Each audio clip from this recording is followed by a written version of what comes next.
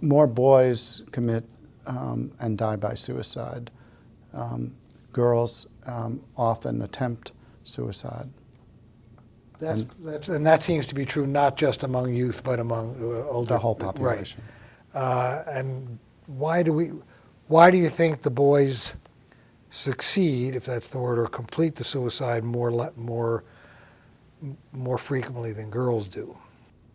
You know, that's probably a hard one to answer. I think that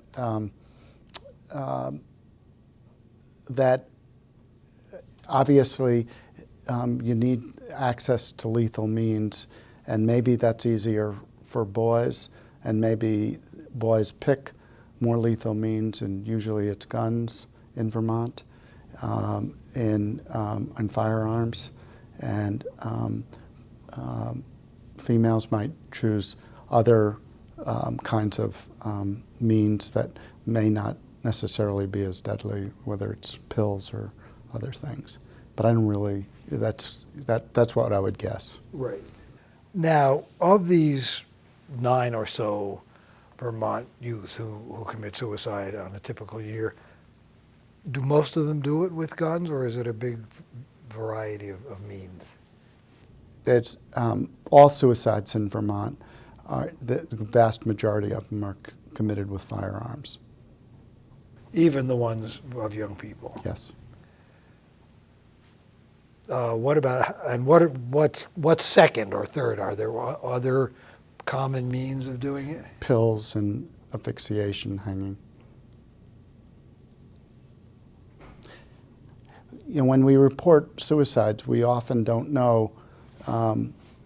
Medical examiner will tell us that we don't often know some automobile accidents may be a result of wanting to take their own life, but we can't verify it. So suicides might be underreported. Suicide is a public health problem. It can be prevented. That suicide is a possibility for all of us. That it's not about those people. And as you see through the demographics, they cut across all age groups, all socioeconomic groups, genders. Even when we talk about rates being higher among some individuals, gay, lesbian, transgendered youth, for instance, have a higher rate of suicide. But when we look at suicide, we see that it affects everybody, your neighbors, my neighbors, everybody's neighbors, and that it really doesn't discriminate. I think that one of the things that I've noticed is that at times you might catch a boy or a girl committing and dying by suicide because they broke up with a girlfriend or a boyfriend the night before. If they had only taken a little more time to regulate those feelings, they would have been around. What we notice is people that commit suicide, that they're most likely not connected at that time, or maybe in general, don't have a great deal of connectedness to somebody to talk to process what's going on.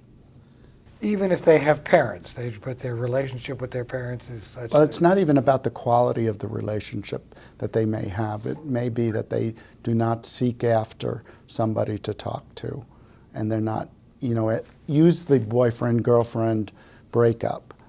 You may have a very good network of friends and people, but you're not feeling connected at that moment. And have you noticed that often this does occur after a romantic breakup? What I find is with youth, it is oftentimes a very impulsive act, not a well thought out. With some adults, it's a well thought out. What I notice in people that have committed and die by suicide, that oftentimes that they are a bit stymied by the ability to do that, to identify, to regulate, and to express difficult emotions. And that's where the breakup thing comes in, or other things that life is not going well.